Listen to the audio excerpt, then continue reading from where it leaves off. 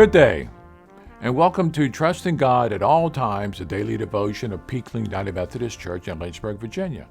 My name is John Vest. I'm the pastor here at the church. Today is Good Friday, the day of death for Jesus. No one should try to get to the cross without passing by the events of this day. So our reading comes from Mark 15, verses 33 through 39.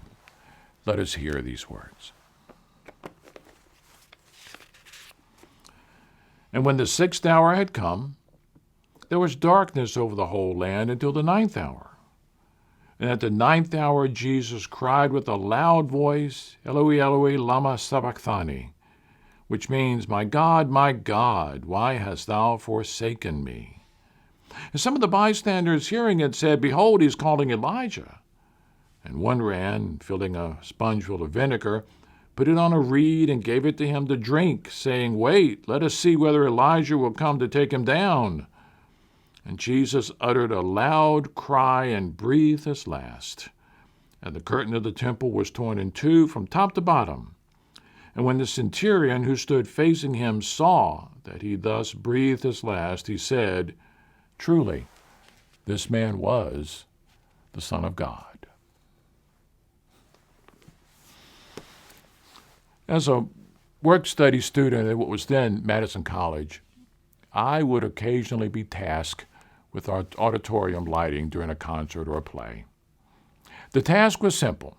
You turn the lights on to get started, and my job was to turn the lights up when it was time for intermission, blink them 3 or 4 times to let the audience know intermission was about to end, and then slowly lower the lights for the second half to begin.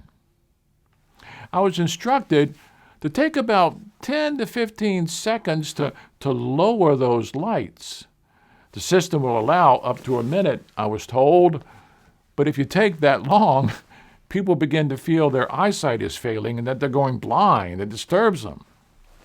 So think about that. I wonder what it was like for the people that day who watched the light of life in Jesus slowly go out. Jesus' death must have been a disappointment for those who hoped that he would somehow overcome the politics and the fear-mongering and the betrayal and somehow rebuild a nation that would protect them. For those who executed his death sentence, they probably saw a clear victory against a rebel. His seemingly failed attempt shuts off the light on this story. And yet, the death of Jesus isn't about darkness, is it? The death of Jesus really is about light, don't you think? At his death, the curtain in the temple was torn in two.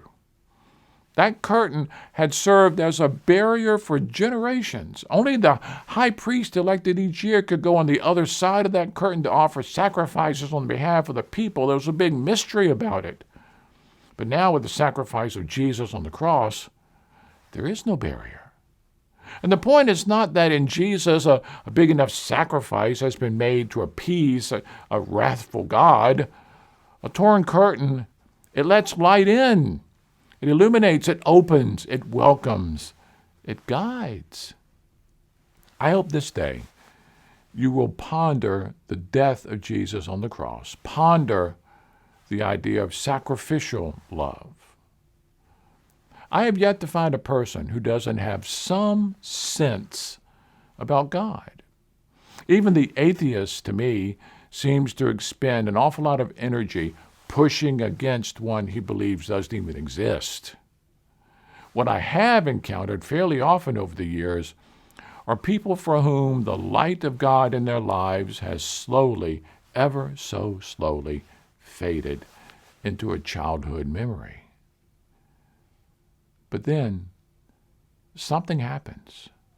Maybe something good, maybe something bad. Something happens. And it's as if a curtain has been torn apart and light has suddenly come into their lives. There's a phrase that has taken on a life of its own through various translations. But Pascal, in the 17th century was the first to say, there is a God-shaped hole in the heart of every person that can be filled only by God. I hope this Good Friday you might see a spark of light in that place in your soul. Would you join with me in prayer? Oh God, help us feel your presence in our daily lives, in our joy, in our pain, and even in our despair. Open our eyes to see your new beginnings and our endings. May the story of each of our lives begin to get caught up in your story. For this I pray in the name and the story of Jesus Christ. Amen.